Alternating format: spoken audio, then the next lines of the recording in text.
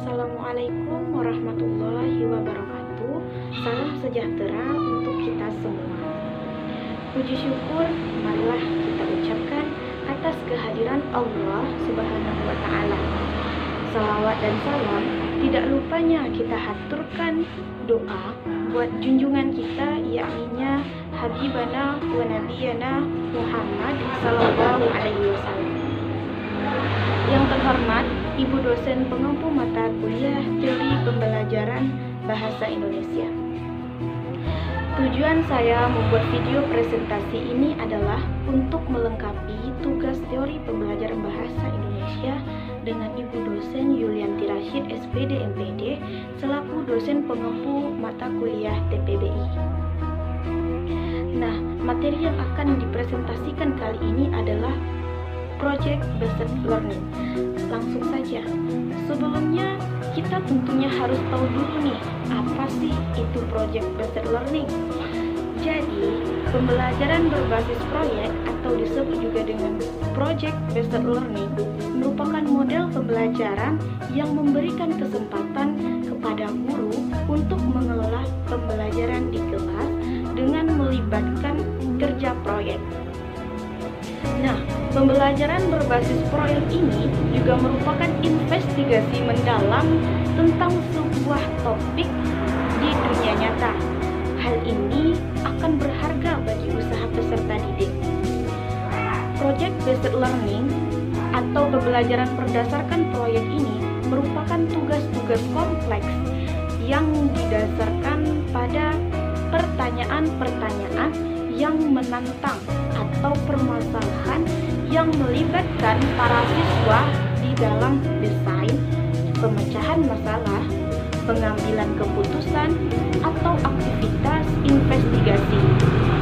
Memberi peluang para siswa untuk bekerja secara otonomi dengan periode waktu yang lama dan akhirnya menghasilkan produk-produk yang nyata. Thomas dalam UNA 2011. Selanjutnya, Project Based Learning ini merupakan pembelajaran yang dirancang untuk digunakan pada permasalahan-permasalahan yang kompleks yang diperlukan siswa dalam melakukan sebuah investigasi dan memahaminya. Nah, Project Based Learning adalah pembelajaran yang menggunakan proyek sebagai metode pembelajarannya. Para siswa bekerja secara nyata, seolah-olah ada di dunia nyata yang dapat menghasilkan produk secara realistis, menurut Manhal 2009. Nah, di samping itu, para ahli juga berpendapat seperti pendapat Gottman dan Stivers 2010. Dia mendefinisikan Project Based Learning ini atau disingkat dengan PJBL merupakan pendekatan pengajaran yang dibangun di atas kegiatan pembelajaran dan tugas nyata yang memberikan tantangan bagi peserta didik yang terkait dengan kehidupan sehari-hari untuk dipecahkan secara berkelompok. Selanjutnya adalah menurut Afriana 2015. Pembelajaran berbasis proyek merupakan model pembelajaran yang berpusat pada peserta didik dan memberikan pengalaman belajar yang bermakna bagi peserta didik. Pengalaman belajar peserta didik maupun konsep yang dibangun berdasarkan produk yang dihasilkan dalam proses pembelajaran berbasis proyek ini. Begitulah menurut Afriana tadi. Selanjutnya, Project Based Learning ini memiliki beberapa ciri-ciri atau disebut juga karakteristik. Apa saja itu? Di antaranya seperti yang pertama, peserta didik membuat keputusan tentang sebuah kerangka kerja. Yang kedua, adanya permasalahan atau tantangan yang diajukan kepada peserta didik. Yang ketiga, peserta didik mendesain proses untuk menentukan solusi atas permasalahan atau tantangan yang diajukannya tersebut. Yang keempat, peserta didik secara kolaboratif bertanggung jawab untuk mengakses dan mengelola informasi untuk memecahkan permasalahan-permasalahan. Yang kelima, proses evaluasi dijalankan secara kontinu. Yang keenam, peserta didik secara berkala melakukan refleksi atas aktivitas yang sudah dijalankannya. Selanjutnya, aktivitas belajar akan dievaluasi secara kualitatif dan situasi pembelajaran sangat toleran terhadap kesalahan dan perubahan menurut Global Schoolnet 2000. Sedangkan karakteristik materi pembelajaran yang sesuai dalam penerapan model project based learning ini seperti yang diuraikan bahwa model project based learning ini atau PJBL ini merupakan pembelajaran yang lebih menekankan pada keterampilan proses sains dan berkaitan dengan kehidupan nyata dalam atau sehari-hari, sehingga karakteristik materi yang sesuai dalam penerapan model project based learning ini atau PJBL ini yaitu seperti memiliki kompetensi dasar yang lebih menekankan pada aspek keterampilan atau pengetahuan pada tingkat penerapan.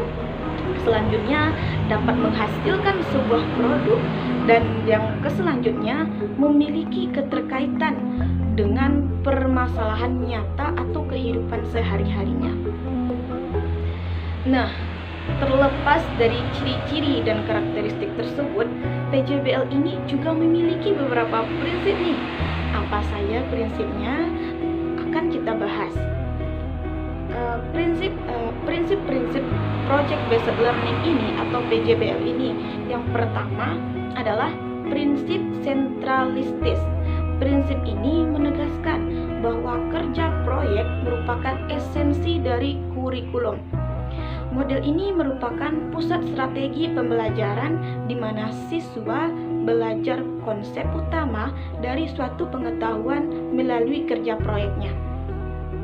Yang kedua adalah prinsip pertanyaan pendorong. Prinsip ini lebih menegaskan bahwa kerja proyek fokus pada pertanyaan atau permasalahan yang dapat mendorong siswa untuk berjuang memperoleh konsep atau prinsip utama suatu bidang tertentu. Yang ketiga adalah prinsip investigasi konstruktif.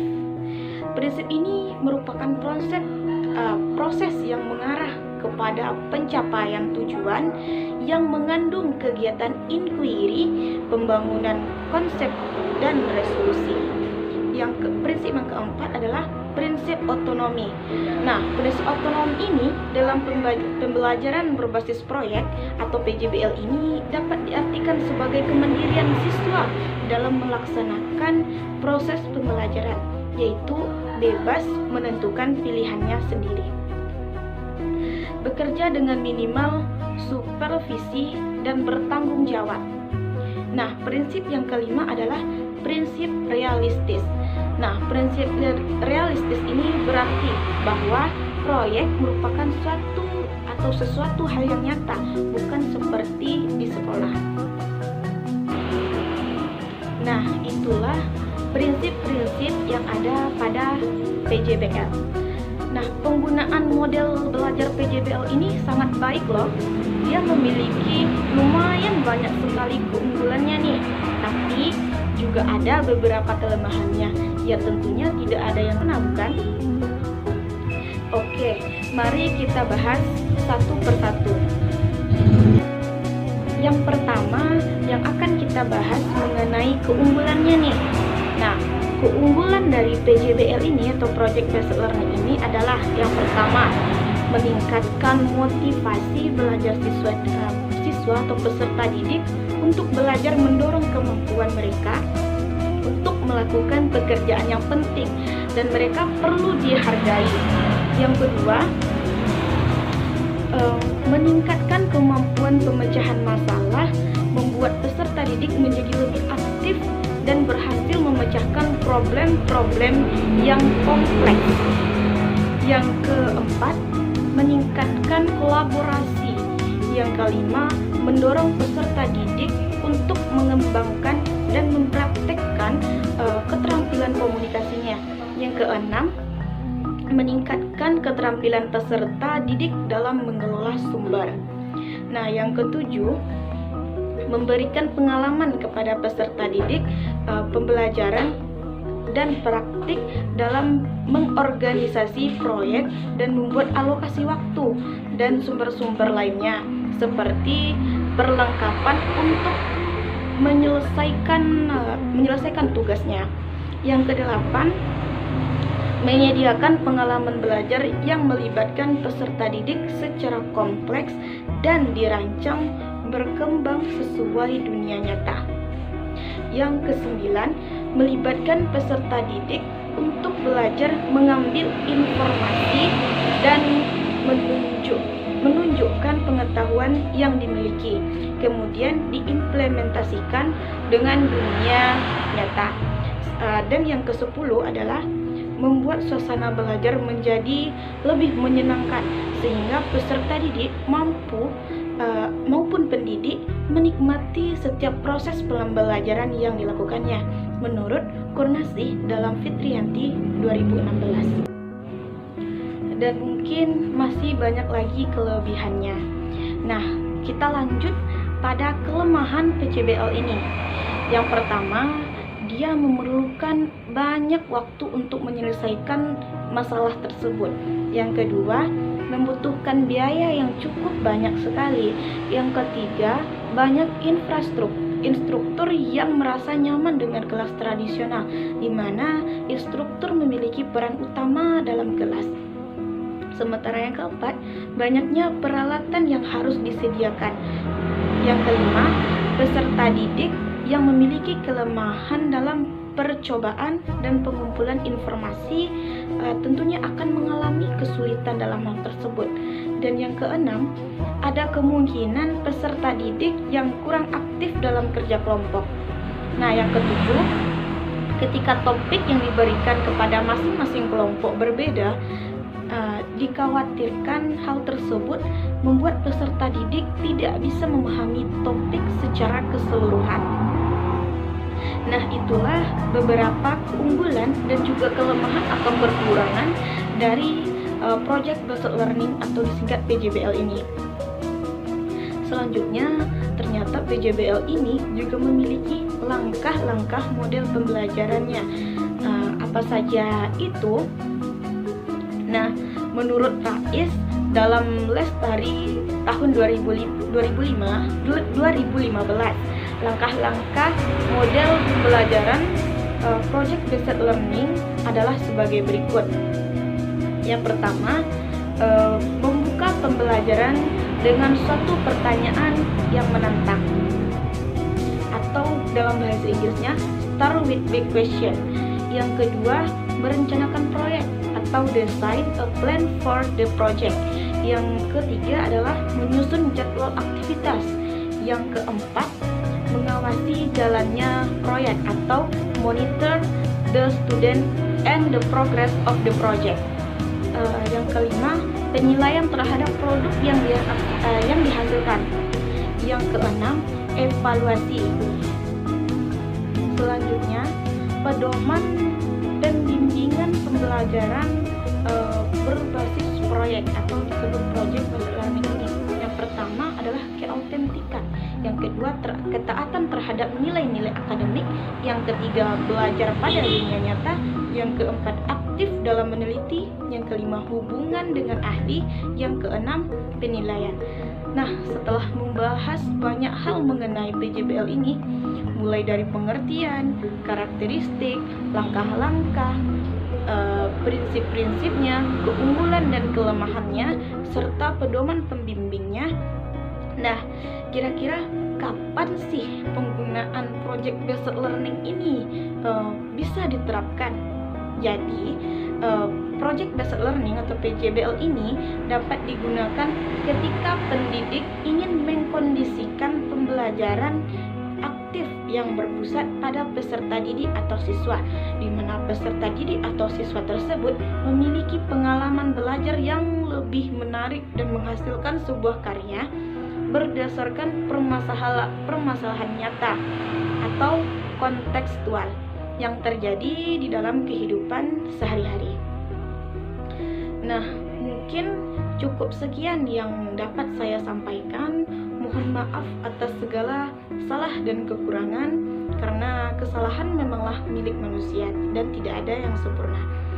Saya tutup dengan membacakan wassalamualaikum warahmatullahi wabarakatuh.